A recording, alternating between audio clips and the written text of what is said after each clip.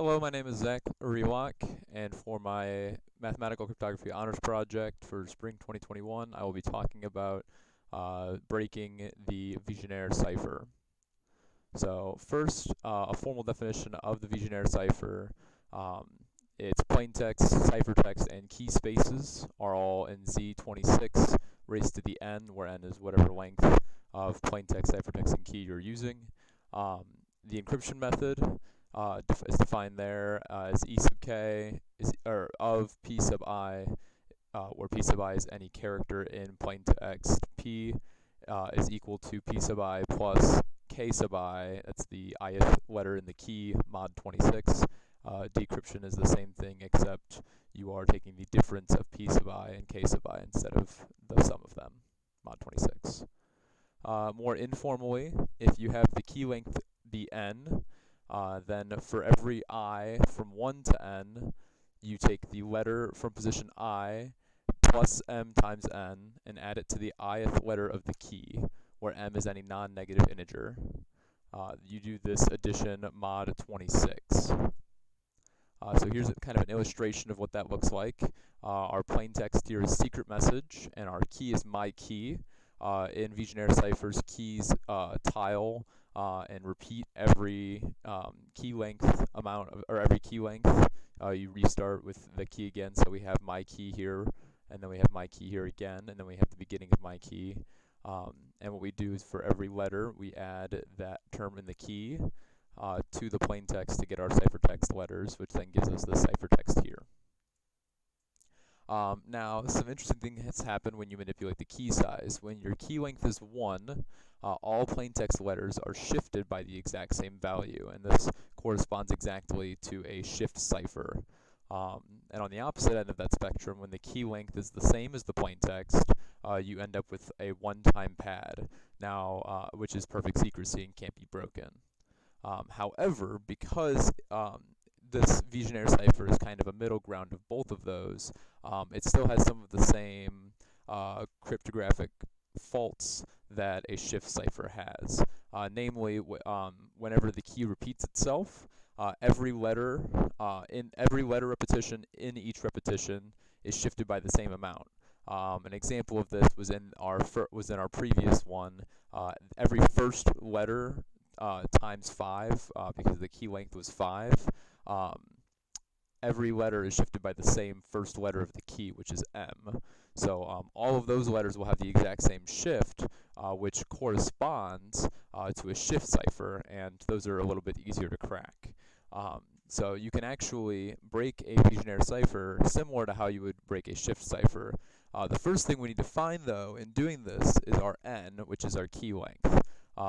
Once we have our key length, then we're able to check each individual multiple letter in that key. So we can determine the key length with the index of coincidence. This is the likelihood that any two letters in the ciphertext are the same letter. For uniformly distributed languages, that value is low, 0.0384, and this is because most letters will be randomly distributed throughout the text. However, in natural traditional languages like English and French, those values are a little bit higher, and this is because there is not an equal distribution of letters in the English language, or any language for that matter. You see there are certain letters that we use more in English than other letters. So what we can do to determine the index of coincidence for our key length is check the index of coincidence for all letters I units apart in I possible key sizes. So for key length of 1, we check every letter 1 unit apart. For key length of 2, we check every letter 2 units apart. We continue this process with size 3, size 4, all the way to whatever maximum key size we want to check. And that will determine the index of coincidence for those letters. Now, if that index of coincidence is close to 0.065, then it's more likely that those columns correspond to a shift cipher, and I is that key length n. But we will also notice that I will be close to key length, or that the index of coincidence will be close to 0.065 for all multiples of n, or all multiples of I is equal to m times n, and that's due to the fact that the key is itself multiples of itself. And I'll talk more about that later. So here's the formula for the index of coincidence. For every letter between A and Z, we check the frequency of it divided by the total sum of all letters, and then we multiply that by the frequency minus 1 over the total letters minus 1. And we sum all of those values together, and that should give us a value close to 0.065. So we can use that to find the length of the key. Then what we can do once we have the length of the key is look at the ith letter of the key and solve it by checking the ciphertext letters that are all I units apart. And we can check that for all 26 shifts and keep the one that's closest to the frequency distribution of letters in the English language. This is similar to a normal frequency analysis attack that you would use on a shift cipher.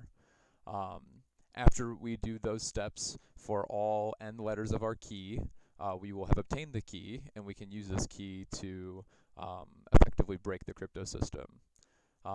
Now again, this key may be a multiple of the used key because of the fact that keys in the Vigenère cipher are multiples of themselves, but because we would be expanding the key by multiplying it anyway, this key is still considered a valid key for the crypto system. So now I'm going to demonstrate what this looks like. So let me pull that up. Here's my code for this project. Up here you can see I have the frequency of all English letters and the English index of coincidence values stored. I have the user enter a Vigenère string, and my code reads it in. Then the first thing it does is it tries for 30 key sizes to sum the index of coincidence of each column from 0 to I, where I is whatever key size we're looking at. Then, with that, we now have the index of coincidence for size I. We add that to a list of all of our key sizes, and then we sort that list, find the one that's closest to 0.065, and that's the one that we go with. Now that we have this value, we can go for that key length and check the column, or check the letters that are spaced I units apart, and run a regular frequency analysis test on those letters to find which one most closely matches up to the frequency of English letters. Once we've done that, the program prints out the key. So now here I'll demonstrate it using a ciphertext that I have previously generated. The key for this one is cryptography, and I will tell you guys that. But all I will give the program is this Vigenère string. You can see it's all spaced out and impossible to read, but it cracks that the key is cryptography, and it prints out plain text English here. According to all known laws of aviation, there is no way a bee should be able to fly, and it continues on for a while.